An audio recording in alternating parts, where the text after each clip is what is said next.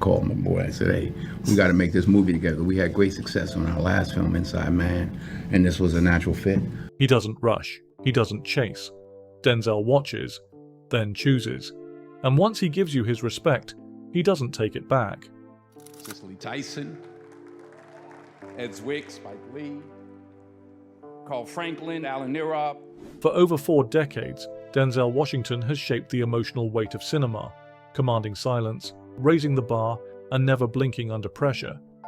But beneath all that, there's something else. His ability to recognize the real ones. The actors who don't need to perform, the ones who stay with him, long after the scene ends. He doesn't work with flash, he works with truth.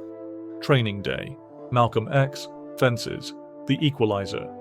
His films stretch across generations, but at the center of each is a performance grounded in control. Denzel doesn't just act, he anchors. And the ones who hold their ground beside him, they're rare. And when someone earns that trust, you don't just remember them, you return to them. He's worked with dozens, but only a few entered the frame and never left. The ones who showed up with truth and gave something even rarer in return. Here are the 7 actors Denzel holds highest, above the headlines, beyond the hype, and why no one since has ever replaced them. Number 1, Sidney Poitier. Some actors break in. Sidney Poitier broke through. Long before Denzel Washington took a stage, Sidney had already rewritten the script for what a black actor could be, and he didn't do it with noise, he did it with conviction. From Lilies of the Field to In the Heat of the Night, Sidney didn't play characters, he carried weight. He made the screen feel heavier when he was on it. That wasn't acting, that was presence. And for Denzel, he wasn't just a favorite, he was a blueprint. Poitier once said, "I felt as if I were representing 18 million people with every move I made." That kind of pressure? Most actors run from it. Sidney wore it like a second skin. He was elegant without apology, toughness without anger, a man who knew exactly who he was and who the world still refused to see. But he made them see it anyway. Denzel has never been shy about it.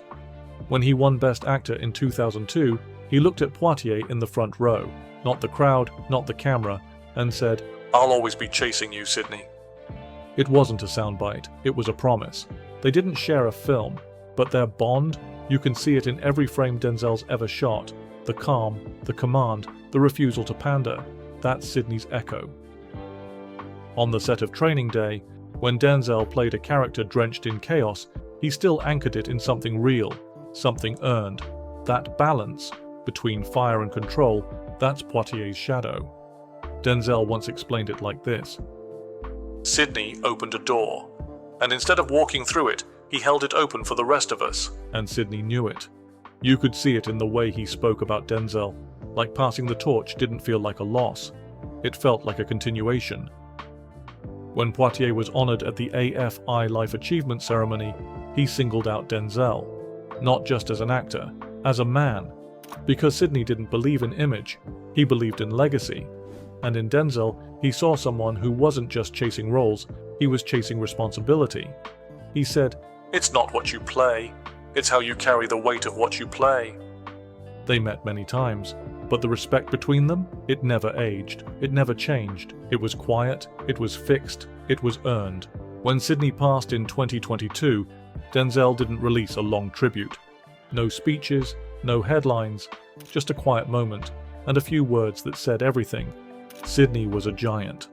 And in Denzel's eyes, he wasn't just the trailblazer, he was his. That's why Sidney Poitier isn't just number 1. He's the reason the list exists at all. Number 2, Al Pacino. Denzel Washington doesn't throw the word great around lightly, but when he talks about Al Pacino, there's no pause, no build-up, just 3 words.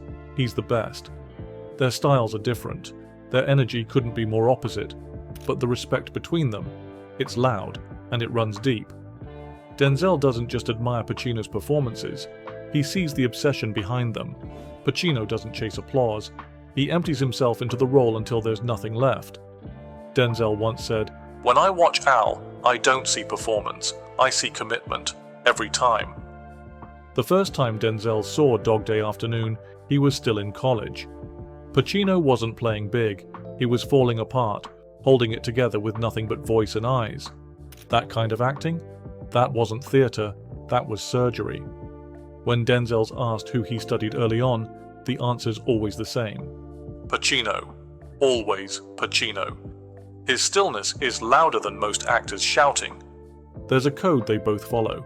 Don't lie to the audience. Don't chase the scene. Let it consume you, or walk away from it. Denzel once said Pacino plays with fire but never gets burned. That kind of control, it's rare and real. It's not about The Godfather. It's about those quiet scenes, just a man in a room, thinking, feeling, making it unforgettable. Pacino once said, "The camera loves honesty. If you fake it, it knows." That line stuck with Denzel, because he's never faked it either equals. He doesn't name-drop Pacino for effect. He just nods when the name comes up, like the conversation ends right there. Because with Al, the work already said everything that needs to be said. And for Denzel Washington, that's the highest standard there is. Number 3. Robert De Niro. When Denzel Washington talks about Robert De Niro, his voice doesn't go up. It goes quiet. No hype. No over-explaining. Just a kind of focused awe, like he's talking about a craftsman, not a celebrity. De Niro doesn't chase attention. He dismantles roles until there's nothing left but truth. Denzel once said, "He disappears. That's what makes him so dangerous." To Denzel, De Niro was never about charisma. He was about vanishing. In Taxi Driver, Raging Bull, The Deer Hunter, you never saw the same man twice. Each performance was a new skin, a new heartbeat. That was the lesson. Denzel didn't study De Niro to imitate him. He studied him to understand what it means to surrender to the work. What Denzel respects most is the lack of vanity. De Niro isn't afraid to look small, or broken, or real. He doesn't bend the role to fit him, he bends himself to fit the role. Denzel once said, "De Niro doesn't act, he absorbs and reflects it back, twice as sharp." You see it in the timing, the way he holds a beat longer than anyone else would. That's not hesitation, that's control. On the set of Antwone Fisher, Denzel, now behind the camera, found himself asking, what would De Niro do here? Not because of fame, but because De Niro always knew how to strip a moment down to what mattered.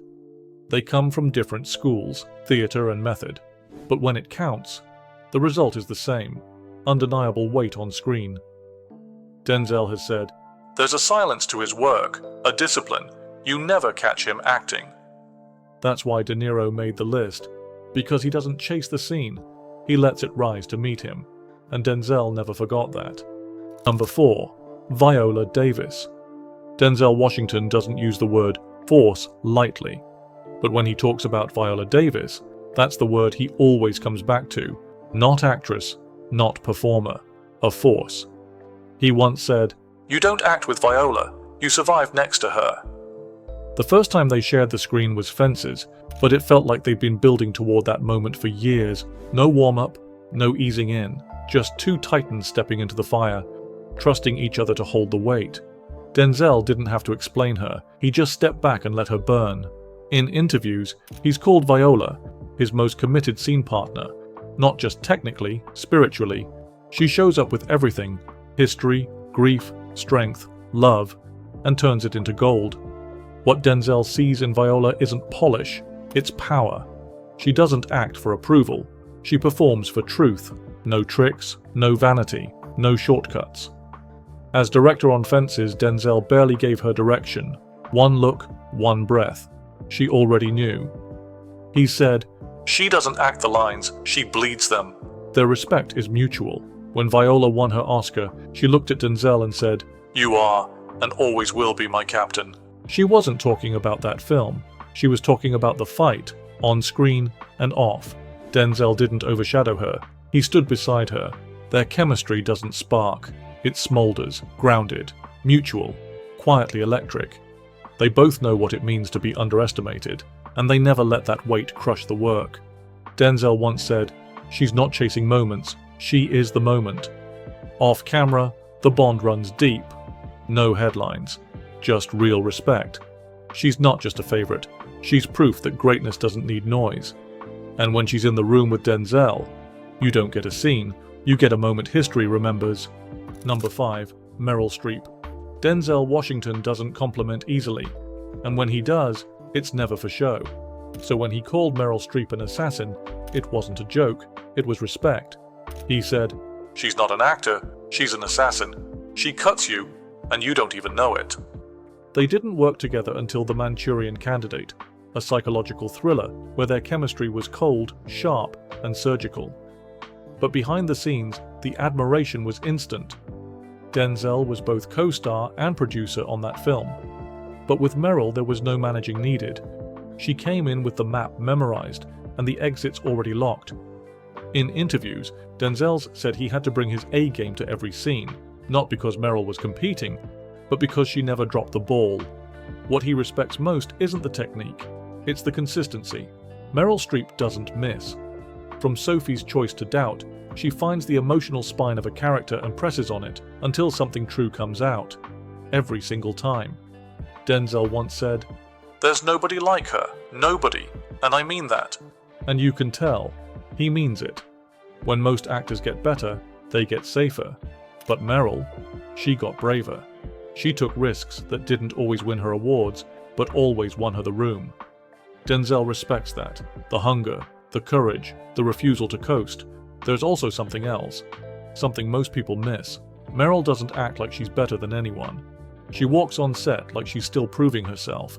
That humility, Denzel sees it, because he's built the same way. They've both said it. Awards fade, headlines vanish, but discipline stays, and that's the thread they both pull from. He once told a young actor, "If you want to understand how to lead a set, watch Meryl Streep. You'll learn more in 5 minutes than 5 years of classes." And it's not just Denzel. Every time Meryl wins something, and it's often, he claps first, stands first, because to him, she gets it. She's not chasing attention, she's chasing depth, and when two actors carry themselves with that much grace and that much weight, the respect between them doesn't need words. It's there in the silence, in the way they watch each other work. Denzel once joked in an interview, "I've got 3 actors who make me nervous when I work with them. Meryl's 2 of them." He wasn't being funny, he was being honest. Because when Meryl steps into the frame, you either rise to her level, or you get swallowed. Denzel rose, and he never forgot it. Number 6. Gene Hackman. There's respect, and then there's how Denzel Washington talks about Gene Hackman. He doesn't go on and on, he just says, "You don't act with Gene, you survive the scene." They worked together only once, Crimson Tide, 1995, but that single performance left a permanent mark. Hackman played Captain Ramsey. Denzel played Lieutenant Hunter. 2 men on a nuclear submarine, locked in, every word feeling like a standoff. And off camera, it wasn't much different. Denzel admitted Hackman was the only actor who ever made him feel truly on edge during filming. Hackman's presence forced him to go deeper, faster, sharper. What Denzel respects most, the lack of performance. Hackman doesn't perform, he reacts. He listens like the scene is alive, and he's just trying to stay ahead of it. That kind of acting doesn't shout, it smolders. He once said, "Hackman doesn't show up to play the character, he is the situation." Even in their most heated scenes, Denzel never overplayed. He matched Hackman beat for beat, because anything less would have fallen apart.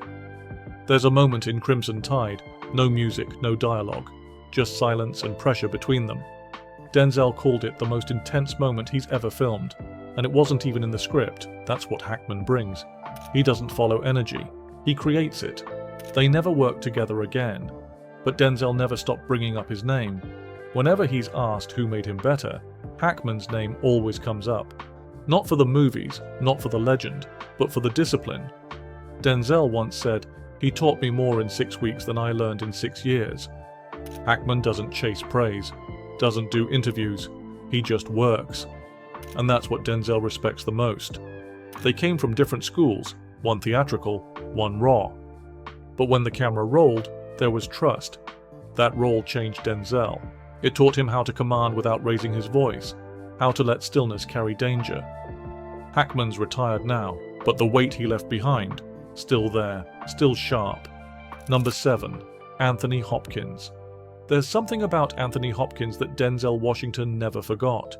He once said, "Hopkins doesn't act, he hypnotizes." They've never shared a screen, but the respect, it's deep, quiet, lasting, and very real. Denzel doesn't admire performance for performance's sake, he admires precision, and Hopkins is one of the most precise actors to ever step in front of a camera. He doesn't just play emotion, he folds it, sharpens it, and releases it one breath at a time. Denzel once described watching Hopkins as almost frightening, because you don't see the gears turning, you just feel the weight of the character sitting still, but pressing down on the entire room. Hopkins can do more with a glance than most actors can do with a full monologue. He holds back, waits, listens, and then cuts straight through.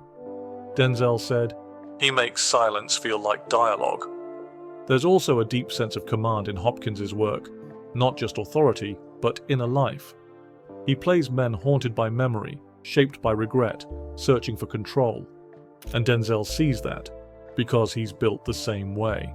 They both trust the camera to catch the small moments, the breath between words, the doubt behind the eyes. Denzel has said that Hopkins' work in The Silence of the Lambs changed his perspective, not because of the intensity, but because of the stillness. Because the most terrifying thing in that performance wasn't what he did, it was what he didn't do. Hopkins once said, "I don't pretend to understand the characters, I just let them take over." That line stuck with Denzel, because that's what he's always tried to do himself, disappear and let the truth come through. He's never called Hopkins a favorite for the cameras. He's never done the Hollywood praise circuit. But when he's asked in private interviews or in acting roundtables, his name always surfaces. Denzel's respect for Anthony Hopkins is simple. It's not about legacy, or Oscars, or fame. It's about watching someone who never wastes a second on screen, someone who makes every word feel earned, someone who knows that the most powerful scene is the one that says the least. That's why Hopkins made the list, because in Denzel's eyes, that kind of mastery never goes unnoticed. Denzel Washington doesn't talk about these actors to impress anyone.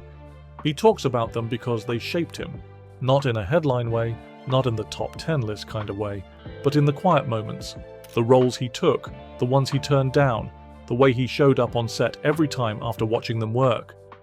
Some actors fade once the camera cuts. These 7 never did. They stayed in his mind. They stayed in his standard. Because for Denzel, it's not about favorites. It's about who changed the game for him.